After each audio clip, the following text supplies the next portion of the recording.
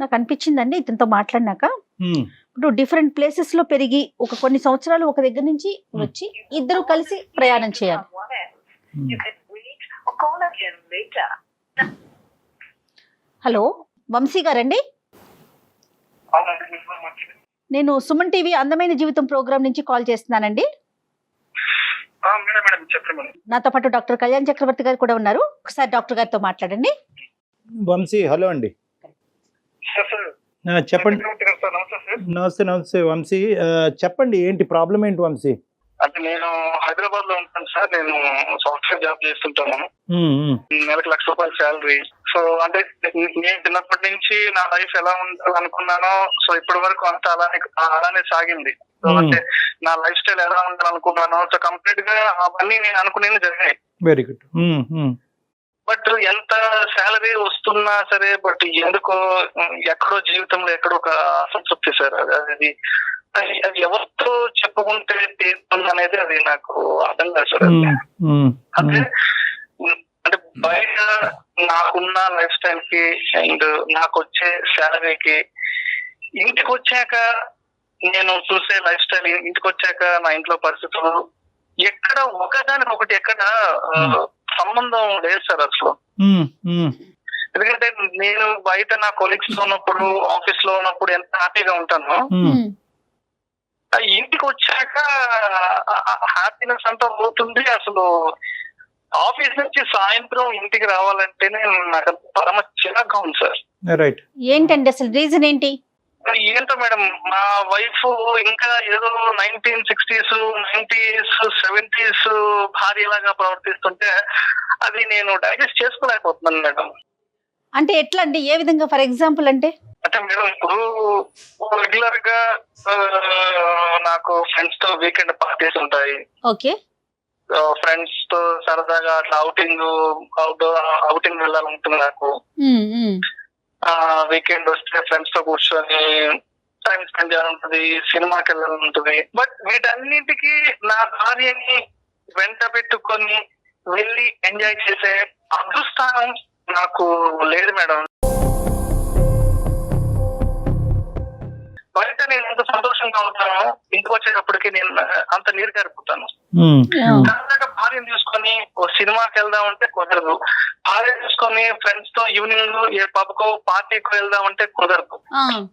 మనస్తత్వం సెకండరీ అనుకుంటే ఫస్ట్ ఏంటంటే తను కట్టుబట్టు, తను ఆ చీర, ఇంట్లో బుద్ధస్తమానం, పూజలు, పురస్కారాలు, ధూపదీప నైవేద్యాలు, ఏదో అది ఇల్లంతా ఏదో పూజా మఠం లేకపోతే ఏదో అదేదో ఒక ఆధ్యాత్మిక కేంద్రం లాగా ఉంటది. కానీ మా ఇంటికి వస్తే ఇంటికి వచ్చామన్న ఫీలింగ్ ఎక్కడ కలగదు. సాయంత్రం ఆఫీస్ నుంచి వస్తే ఇల్లంతా దేవుడి పటాలు, ఇల్లంతా పూలు, పురస్కారాలు, బుద్ధస్తమానం, ఇంట్లో ధూపం, ఇదే పని మేడం. అంటే ఈ కట్టుబట్టు అనేది ఈ అమ్మాయి పుట్టించుకున్నటువంటిది కాదు కదా. ఆబ్వియస్లీ ఏంటంటే ఆ కుటుంబ పరంగా వచ్చేటటువంటిది కదా. మరి మీరు పెళ్లి చేసుకునే ముందు ఆ కుటుంబం యొక్క సాంప్రదాయాలు, పట్టింపులు, తర్వాత ఈ పూజకి సంబంధించినటువంటి రిలీజియస్ ఆస్పెక్ట్స్ గురించి ఎటువంటి ఇన్ఫర్మేషన్ లేదా మీ దగ్గర? తెలుసుకున్నాం కానీ అంటే ఇప్పుడు అవన్నీ ఉంటే మంచిదే, సాంప్రదాయమైన కుటుంబం అయ్యుండొచ్చు, అవన్నీ ఎవరు కాదంటారు. అంతేగాని పొద్దుస్తూ దేవుడి పూజలు, పురస్కారాలు, నేను ఇంట్లో అట్లా చేస్తాను, శుక్రవారానికి గుడికి వెళ్తాను, మంగళవారానికి గుడికి వెళ్తాను, లేదంటే వారానికి 4-5 రోజులు ఇంట్లో ఉపవాసం ఉంటామంటే అది కుదరదు కదా సార్ ఈ రోజుల్లో. అట్లా ఉండడం ఎవరి కాలేదు సార్. అదేనండి, కొద్దిగా ఎక్స్ట్రీమ్ లెవెల్లో ఉంది అని అంటారు మీరు. వంశీ, ఇప్పుడు ఇది ఓన్లీ పూజలు చేయటం అంశం వరకేనా, లేదంటే ఇంకా ఏదైనా ఆస్పెక్ట్స్ లో మీ ఇద్దరి మధ్యన డిఫరెన్సెస్ ఉన్నాయా ఇంకా ఏరియాస్ లో? ఎక్కడికి వెళ్దామన్నా రానంటది, సినిమాకి వెళ్దామంటే రానంటది, సాయంత్రం ఫ్రెండ్స్ తో కలిసి పబ్కి వెళ్దామంటే రానంటది. సరే వీకెండ్ వస్తే ఫ్రెండ్స్ తో కలిసి ఇలా కార్లో అవుటింగ్ వెళ్దామంటే రానంటది. మీ వైపు నుంచి ఏం ఎక్స్పెక్ట్ చేస్తారు?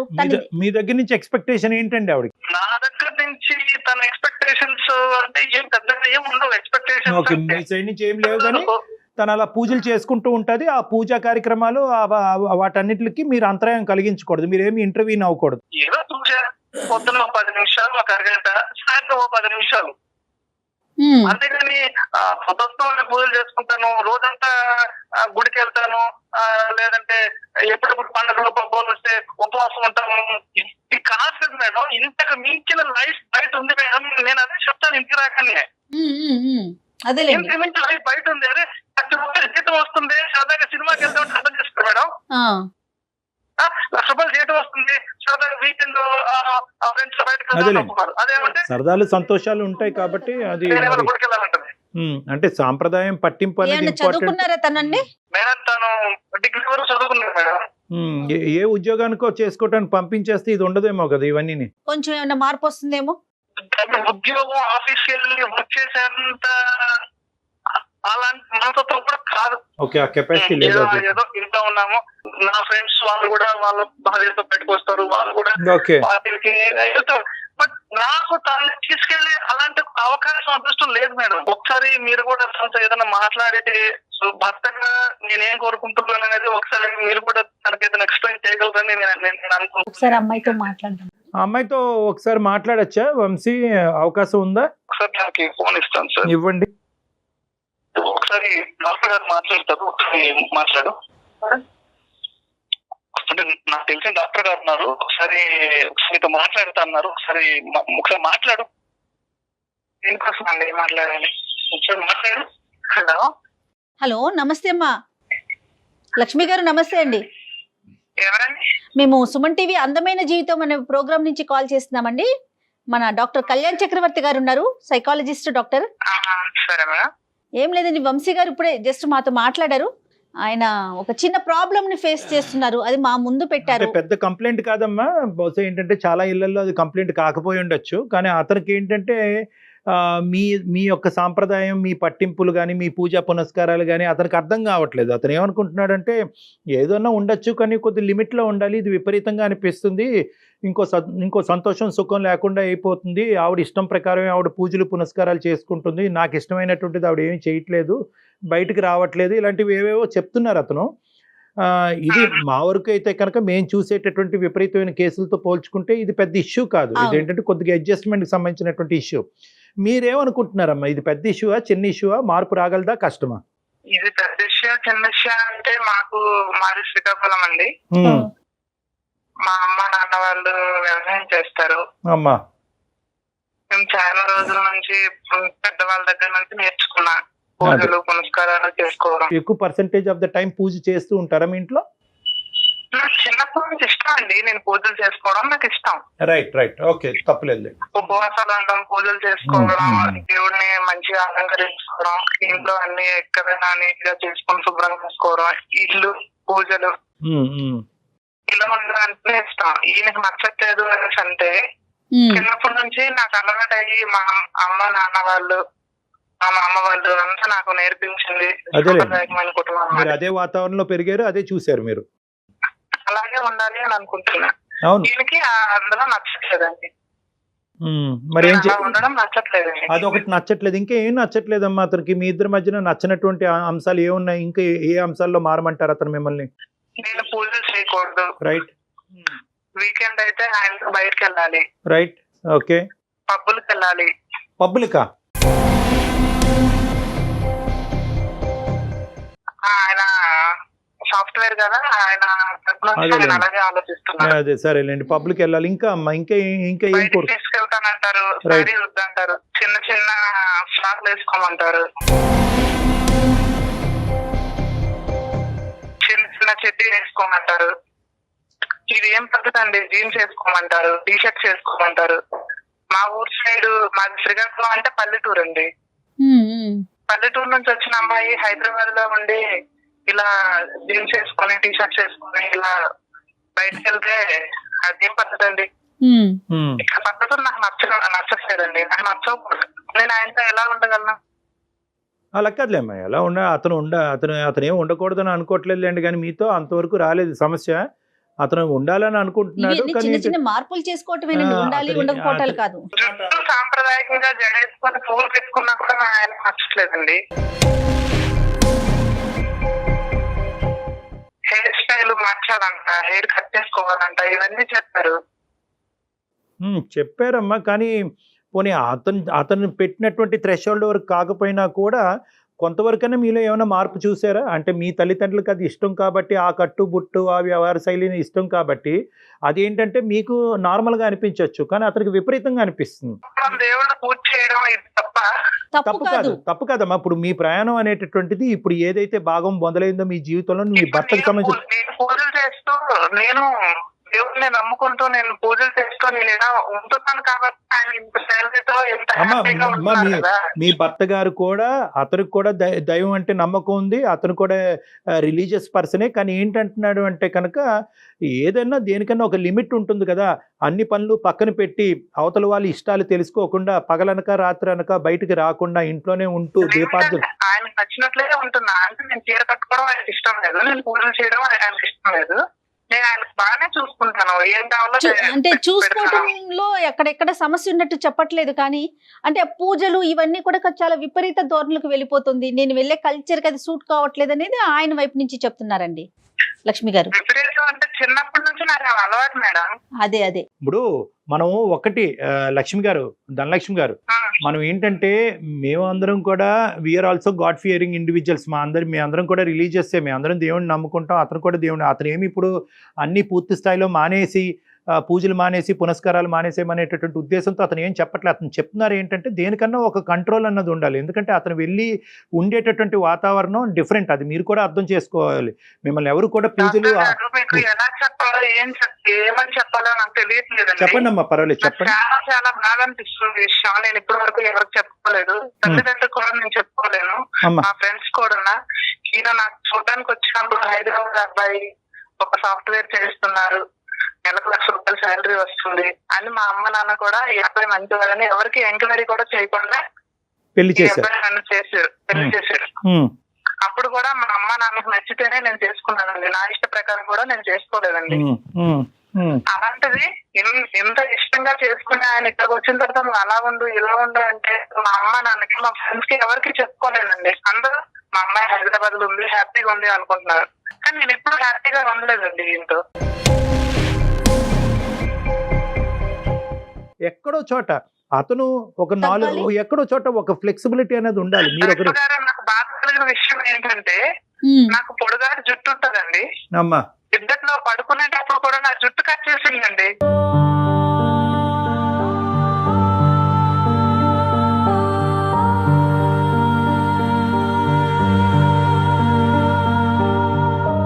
అయ్యో అదేంటమ్మా, అదే ఇలా కూడా ఉంటానండి.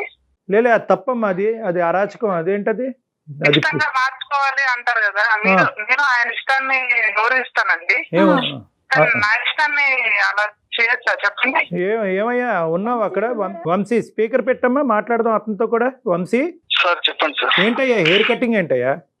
అంటే మీరు పడుకున్నప్పుడు మీకు గుండు గీస్తుంది, ఓకేనా?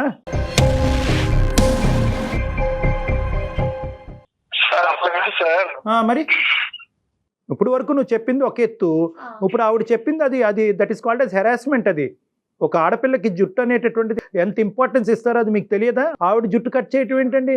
సార్ డాక్టర్ గారు నేను ఒక విషయం చెప్తాను సార్, నాకు మరీ అంత ట్రెడిషనల్ గా ఉండడం ఇష్టం లేదు సార్. నేను చాలా సార్లు చెప్పాను, బయట పార్లర్కి వెళ్ళి ఏదైనా హెయిర్ పోనీటైల్ లాగా చేయించుకో, కొంచెం చూడడానికి బాగుంటది, అంత పెద్ద జడేసుకొని బయటకు వెళ్తే కూడా అందరినీ జనం చూస్తున్నారు, నాకు కొంచెం అది కూడా ఇబ్బంది కదా. తన ఇష్టపూర్వకంగా ఏదైనా తన బాడీలో చేంజెస్ చేసుకోవాలంటే తను చేంజెస్ చేసుకోవచ్చు, కానీ తన బాడీకి సంబంధించినటువంటి ఒక అంశాన్ని మీరు ముట్టుకునే హక్కు మీకు లేదు. బయటకు వెళ్ళినప్పుడు జనాలు ఎగదిగా చూస్తే ఇబ్బంది పడే నేనే కదా సార్. ఏమండి మీరు ఏ అమ్మాయిని అయితే చూసారో, ఏ అమ్మాయి అయితే మీ పెళ్లి చూపుల్లో నచ్చిందో ఆ అమ్మాయినే ఈరోజు చేసుకున్నారు. ఆ రోజు ఆ అమ్మాయి ఇంకో విధంగా ఉండి ఈరోజు ఇంకో విధంగా లేదు. ఆ అమ్మాయి కట్టు బొట్టు వ్యవహారం పద్ధతులు కుటుంబపరమైనటువంటి అంశాలు అన్నీ అప్పుడు ఇప్పుడు ఒక్కటే. ఇప్పుడు అదేమన్నా మీరు రిక్వెస్ట్తో కానీ ఒక మర్యాదపూర్వకంగా కానీ మార్చుకునేటటువంటి ప్రయత్నం చేయండి, కానీ జబర్దస్త్ చేసి జుట్లు కట్ చేసి హెరాస్ చేసేటటువంటి పద్ధతులు మార్గాలు కరెక్ట్ కాదు. ఆ అమ్మాయికి బహుశా ఈ సబ్జెక్ట్ అర్థం కావట్లేదు. అర్థమయ్యే విధంగా మనం చెప్దాం, అది వేరే విషయం. కానీ మీరు ఇప్పుడు ఏంటంటే ఇప్పుడు ఆ అమ్మాయిని ఇప్పుడు ఏమంటుంది, ఇప్పుడు సింపుల్గా అన్ని మాటలు చెప్పి ఆఖరికి మా ఆయన నా జుట్టు కట్ చేసే పరిస్థితి వరకు వెళ్ళిపోయాడు అంటే కనుక that is equal to harassment. అది టార్చర్. అది ఒక చిన్న సబ్జెక్ట్ని మీరు ఇంకో లెవెల్ సబ్జెక్ట్ పట్టుకెళ్ళిపోయారు. ఇప్పుడు ఎన్నిసార్లు చెప్పినా మారకపోతే ఎవరు మాత్రం ఏం అది చేయగలుగుతారు? Different story. అది ఇప్పుడు అమ్మాయితో మాట్లాడదాం, కానీ ఈ ఒక్క అంశాన్ని మేము ఖండిస్తున్నాం. మిగతాది అమ్మాయితో మాట్లాడదాం. ఒకసారి అమ్మాయికి ఫోన్ ఇవ్వండి. హలో, ఇప్పుడు చూడమ్మా, నిన్నేమి నువ్వు చేసేటటువంటి దాన్ని ఏది తప్పు పట్టట్లేదు. We are all requesting for only one thing, modification. పరిస్థితులకు అనుగుణంగా మాడిఫై అవ్వటం. మీ తల్లిదండ్రులకి ఆ పద్ధతి నచ్చితే కనుక, ఈరోజు నీ భర్తకు నచ్చకపోతే కనుక, నువ్వు ఇప్పుడు రెస్ట్ ఆఫ్ యువర్ లైఫ్ ప్రయాణం చేయవలసినటువంటి వ్యక్తి నీ భర్త కాబట్టి, మీ భర్తకు అనుగుణంగా మాడిఫై అవటం అనేటటువంటిది అది పురాణాల్లో రాసింది, గ్రంథాల్లో రాసింది, అన్నిట్లో ఉంది. ఏ దేవుడికైతే నువ్వు పూజిస్తున్నావో ఆ పూజ అన్నిటిలో కూడా ఇదే ఉంది. అంటే భర్తకు అనుగుణంగా మారాలి, భర్తకు నచ్చే విధంగా మలుచుకోవాలి అనేటటువంటిది అని చెప్పి నువ్వు పూజలు ఆపేసి నువ్వు ఏదంటే కంప్లీట్గా ఎథిస్ట్ లాగా అయిపోవమ్మా అని మేము చెప్పట్లేదు. అల్ట్రా మోడర్న్ గా అవ్వక్కర్లేదండి, కానీ మోడర్న్ గా ఉండటానికి ట్రై చేయొచ్చు. అది ఆలోచించండి ధనలక్ష్మి.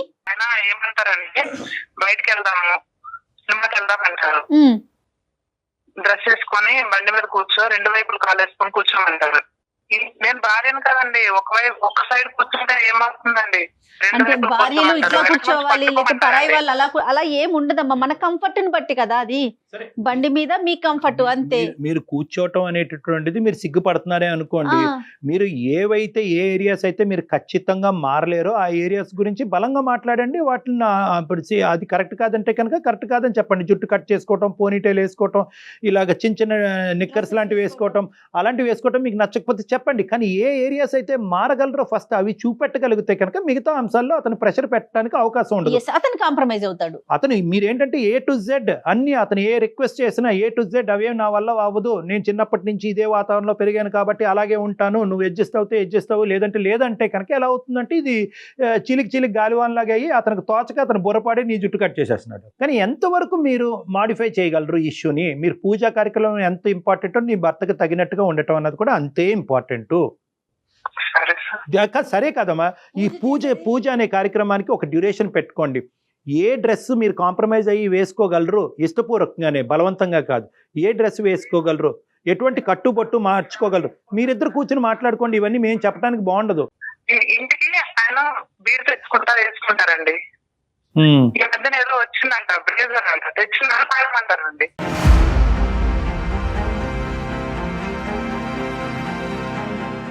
నేను పూజలు పునస్కారాలు చేసి ఇంట్లో సాంప్రదాయమైన కుటుంబం నుంచి వచ్చిందండి. నేను అలా చేస్తానండి. ఎంత అందంగా కనిపించినా ఆయన నన్ను పట్టించుకోరండి. ఆయనకి ఇప్పుడు ఉండే ట్రెండ్ లో హైదరాబాద్ అమ్మాయిలా నేను మారాలనేటటువంటిది మనసులో ఉండాలి, బట్టల్లోని దీంట్లో కాదు.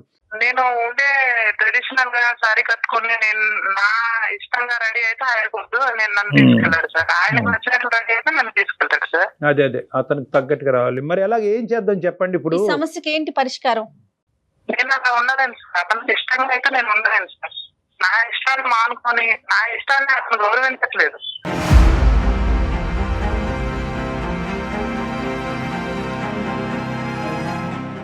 ఇక్కడ మేము అనేది ఏంటంటే కనుక కొద్దిగా అడ్జస్ట్ అవ్వమంటున్నాం. సిచ్యువేషన్కి అనుగుణంగా మీ భర్తకు తగ్గట్టుగా అడ్జస్ట్ అవ్వమంటున్నాం. నీ భర్త కోరుకుంటున్నాడు అది, అతని హ్యాపీనెస్ గురించి మిమ్మల్ని ఒక కొద్దిగా అడ్జస్ట్ అయ్యి కొద్దిగా చేంజ్ అవ్వమంటున్నాం. పూజ చేసుకోండి, కానీ దానికి ఒక టైం లిమిట్ పెట్టుకోండి. మీరు ఫస్ట్ మారుతాను ఓకే సార్ అని మీరు అంటే కనుక మాట మీ వైపు నుంచి వస్తే నెక్స్ట్ వంశీ గారితో మాట్లాడదాం. మీ యొక్క ఆలోచన వెరీ గుడ్. 100% వంశీ గారికి ఇవ్వండి. ఇప్పుడు మైక్రోస్కోపిక్ గా ఎవరు ఎంత మారుతారన్నది మీరిద్దరు చూసుకోండి. అదంతా మేము చెప్పలేము. బాబు ఈ రోజు నుంచి జీన్స్ అంట, రేపటి నుంచి శారీ అంట, ఇవన్నీ మేము చెప్పడానికి అసహ్యంగా ఉంటుంది. అది మీరిద్దరు చూసుకోండి. మాట్లాడుకోవాల్సిన ఇంపార్టెంట్ ఏంటంటే ఫస్ట్ ఆఫ్ ఆల్ ఇద్దరు కూడా కొన్ని అడుగులు కాంప్రమైజ్ అవ్వాలి. వంశీ గారు, కొన్ని విపరీతంగా ఉన్నాయి సార్ మీ డిమాండ్స్. కొన్ని మాత్రం కొన్ని ఓకేగా ఉన్నాయి, కానీ పర్వాలేదు అన్నట్టుగా ఉన్నాయి. కానీ ఏదైనా కూడా ఆ అమ్మాయికి ఇష్టం అవుతే కనుక, ఆ అమ్మాయికి నచ్చితేనే కనుక మీరు ఏదన్నా చేయవలసినటువంటి అవసరం ఉంటుంది. ఆ ఎక్కడో ఉన్నటువంటి అమ్మాయిని తీసుకొచ్చి పక్కన కూర్చోపెట్టి ఆదివారం అయింది, ఆడెవడో బీరు తాగుతున్నాడు, వాడి పిల్లం బీరు తాగుతుంది కాబట్టి నువ్వు తాగంటే అది ఏంటండి? అది ఏమన్నా అర్థం ఉందండి? అది మీకండి వంశీ, మీకు అది కొత్త కాదు. మీకున్న లైఫ్ స్టైల్ కి అది సో కామన్. కానీ ఆ అమ్మాయికి కొత్త కదా, తన వైపు నుంచి ఆలోచించండి. మేడం ఒక్క నిమిషం మేడం, నేను ఒక్క మాట చెప్తాను వినండి. కొత్త కాదండి, తప్పు ఆవిడకి తప్పు. సార్ ఒక నిమిషం వినండి, చెప్పండి. ఇప్పుడు బయట సోషల్ లైఫ్ ఎలా ఉందో దాని తగ్గట్టుగా నేను ఉన్నాను. మీరున్నారు, నా సంపాదన తగ్గట్టుగా నేను ఉన్నాను, నా సంపాదన తగ్గ లైఫ్ స్టైల్ నేను ఉన్నాను. అరే నువ్వు కూడా ఉందని చెప్తున్నాను తనకి. ఏమంటే చెప్పటం ఈజీ అండి, చేయటం కష్టం. ఆ అమ్మాయి పుట్టెరుగు ఒక వాతావరణంలో పెరిగింది. ఇప్పుడు సడన్ గా మీరు తీసుకొచ్చి ఈ వాతావరణంలోకి నువ్వు మారిపో అంటే కనుక అది చీర మార్చుకోవటమా, డ్రెస్ చేంజ్ చేసుకోవటం అంత ఈజీయా కాదు కదా. ఆ అమ్మాయికి అది స్లోగా అలవాటు అవ్వాలి. ఒక మెట్టు ఎక్కనటువంటి అమ్మాయిని మీరు 10 మెట్లు ఎక్కిన తర్వాత ఇక్కడ కూర్చో బీర్ తాగంటే అది ఎక్కడి వరకు కరెక్ట్? పెళ్ళై 5-6 సంవత్సరాలు అవుతుంది, ఇంకా ఎంత సమయం పడుతుంది No. నాకు నచ్చిన విధంగా? నో వంశీ, 5 సంవత్సరాలు పట్టొచ్చు, 10 సంవత్సరాలు పట్టొచ్చు. అది వ్యక్తిత్వం బట్టి, మీ ఇద్దరిలో మధ్యన ఉండే ఓపిక బట్టి, అండర్స్టాండింగ్ బట్టి ఆధారపడి ఉంటుంది. మీరేమొచ్చి ఫౌండేషన్ వేయకుండా బిల్డింగ్ కట్టాలని అనుకుంటున్నారు. ఆ అమ్మాయికి బేసిక్ థింగ్స్లోనే ఒక ఆలోచన శైలిలో మార్పు రాలేదు. అలాంటిది ఆ అమ్మాయిని కూర్చోపెట్టి నువ్వు బీర్ తాగాలి, నువ్వు జుట్టు కట్ చేసుకోకపోతే నేనే కట్ చేస్తాను, ఇవన్నీ కరెక్ట్ కాదు. ఇవన్నీ ఏంటంటే మరీ ఆ అమ్మాయి ఒక ప్రైవేట్ లైఫ్లోకి మీరు అతిగా ఎంక్రోచ్ అవుతున్నట్టు అయ్యింది. ఆ అమ్మాయికి ఇప్పుడు దాకా మేము మాట్లాడాం, ఎంతో కొంత అర్థమైంది ఆ అమ్మాయికి. నేనే దిగొస్తానండి, కొంత దూరం దిగొస్తాను, అతని ఈ విపరీతమైనటువంటి చేష్టలు కూడా ఆపుకోమనండి, నన్ను హెరాస్ చేయొద్దనండి. ఏదైనా మార్పు వస్తే కనుక నా ఇష్టపూర్వకంగా మారాలి, కానీ అతను నన్ను కష్టపెట్టి తెచ్చేటటువంటి మార్పు నేను అప్రిషియేట్ చేయను, అలా అయితే కష్టం అండి అనేటటువంటి మాట కూడా ఆవిడ అంటుంది. సో ఆవిడ ఇప్పుడు రెడీ అయింది. కానీ మీరు మరీ ఎక్స్ట్రీమ్ పొజిషన్స్కి వెళ్ళకండి. Slow and steady will win the race. ఒక్కొక్క మెట్టు ఎక్కాలి, అండర్స్టాండింగ్తో ఎక్కాలి. జబర్దస్త్ చేసో లేదంటే దౌర్జన్యం చేసేటటువంటి తీరు కరెక్ట్ కాదు. ఒక విషయం చెప్తే మీరు అర్థం చేసుకోండి. అర్థమవుతుంది. సరదాగా ఆఫీస్ నుంచి వస్తూ ఓ 2 మూడు మల్లెపూలు తెచ్చి పెట్టుకోమంటే తీసుకొని వెళ్ళి దేవుడి పటాలకు వేస్తే ఏంటి సార్?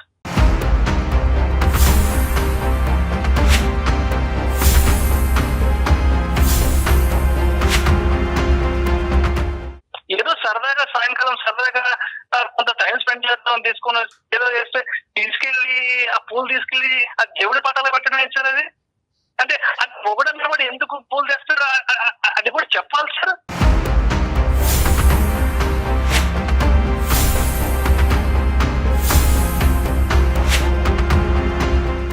లేదు మాకు అర్థమైందిలేండి, మీ యొక్క కన్సర్న్ మాకు అర్థమైంది. అంటే వంశీ, నేను ఇక్కడ ఏంటంటే ఇలా ఇండివిజువల్గా ఒక్కొక్క ఇష్యూ గురించి మాట్లాడటం గురించి కాదు, ఓవరాల్గా మనం మాట్లాడుకుందాం. బహుశా ఇటువంటి భార్యల గురించి చాలామంది భర్తలు చాలా హ్యాపీగా ఫీల్ అవుతున్నారు. అంటే నా దగ్గరికి వచ్చేటటువంటి కేసెస్ గురించి కూడా నేను చెప్తున్నాను. ఏమండి, సమాజం అంతా ఈ విధంగా ఉన్నా కూడా నా భార్య ఇప్పటికీ కూడా సాంప్రదాయం పట్టింపు కల్చర్ని కాపాడుకుంటుందండి, పిల్లలు కూడా అదే సాంప్రదాయం నేర్పిస్తుందని చెప్పేటటువంటి గొప్పగా చెప్పేటటువంటి భర్తలు ఎంతోమంది నా దగ్గరికి వస్తూ ఉంటారు. ఎటొచ్చి ఏంటంటే ఇక్కడ మిస్ మ్యాచ్. మీ యొక్క థీరీ ఆవిడ యొక్క థీరీ డిఫరెంట్గా ఉండటం వల్ల ఈరోజు ఆవిడని మారండి అని రిక్వెస్ట్ చేయటం. నేను ఒకటే చెప్తున్నాను, పూలు దేవుడికి వేసిందా తల్లో పెట్టుకుందా అనే సబ్జెక్ట్స్ గురించి మనం మాట్లాడుకోవద్దు. ఇక్కడ ఏంటంటే అడ్జస్ట్మెంట్ అండ్ కాంప్రమైజ్. మీరు అడ్జస్ట్ అవ్వండి, ఫోర్స్ చేయొద్దు. ఆవిడ అడ్జస్ట్ అవ్వడానికి రెడీగా ఉంది. మీరు ఏంటంటే వేరే వాళ్ళతో దయచేసి మీ కుటుంబాన్ని కంపేర్ చేయొద్దు. ఇక్కడ కొన్ని అడ్వాంటేజెస్ కూడా ఉన్నాయి, ఆ అడ్వాంటేజెస్ వైపు మీరు చూడట్లేదు. ఇక్కడ ఏవో ఒక డిసడ్వాంటేజ్ కనిపిస్తుంది, వాళ్ళు ఎవరో అలా తయారయ్యారు. ఇక్కడ ఈ అమ్మాయి యొక్క మంచితనం చూడండి, ఆలోచన శైలి చూడండి, ఆ పద్ధతి వ్యవహారం చూడండి. సాంప్రదాయ వ్యవహారాలు కదా చూడాలి. దేవుడికి ఏమని పూజ చేసుకుంటుంది ఆవిడ? నా భర్త నేను ఎల్లకాలం సుఖ సంతోషాలతో బాగుండాలి దేవుడా అని కోరుకుంటుంది ఆవిడ. ఎటొచ్చి ఏంటంటే ఆ కోరుకునే విధానం పద్ధతిలో కొద్దిగా ఎక్స్ట్రీమ్స్ కనిపిస్తున్నాయి కాబట్టి ఈరోజు మీకు డిఫికల్టీ వస్తుంది. దయచేసి ఆ అమ్మాయిలో ఉండేటటువంటి గుడ్ క్వాలిటీస్ కూడా చూడండి. మీరు బయట వాళ్ళు ఎవరినో చూసుకుని వాళ్ళ వారాంతం వాళ్ళు పబ్కి వెళ్తారు, క్లబ్కి వెళ్తారు కాబట్టి ఈవిడ పబ్కి క్లబ్కి రావట్లేదు కాబట్టి అది గొప్ప జీవితం, ఇది వేస్ట్ జీవితం అనేటటువంటి కాన్సెప్ట్ మీ బ్రెయిన్లో తీసేసేయండి. ఒకసారి నా వైపు కూడా ఏదైనా మిస్టేక్స్ ఉంటే ఒకసారి నేను కూడా మార్పులు అడ్జస్ట్మెంట్ అండి, అడ్జస్ట్మెంట్. మీరిద్దరూ సానుకూలమైనటువంటి వాతావరణంలో నవ్వుతూ ఎవరు ఎంత కాంట్రిబ్యూట్ చేస్తారు, నువ్వు ఇది చేయి ఇచ్చే అన్నది కాదు, మీరు ఏం కాంట్రిబ్యూట్ చేస్తారని చెప్పండి, తన ఏం కాంట్రిబ్యూట్ చేస్తుందని తనది చెప్తుంది. ఒక 6 నెలల పాటు ట్రై చేసి చూడండి. అప్పటికీ కూడా మీ ఇద్దరి మధ్యన డిఫరెన్సెస్ ఉంటే కనుక మీరిద్దరు నా దగ్గరికి రండి, మనం అందరం కూర్చుని మాట్లాడుకుందాం. ఇది పెద్ద సమస్య కాదు, మనం అనుకుంటే చాలా చిన్న సమస్య. రైట్, హ్యాపీగా ఉండండి వంశీ గారు. లక్ష్మి గారు బాయ్ అమ్మా. బాయ్ అండి. లక్ష్మి బాయ్ అమ్మా, వంశీ బాయ్. Thank you. నమస్తే. Thank you. సుమన్ టీవీలో మీ పర్సనల్ అండ్ బిజినెస్ ప్రమోషన్స్ కోసం కింది నెంబర్కి కాంటాక్ట్ చేయండి.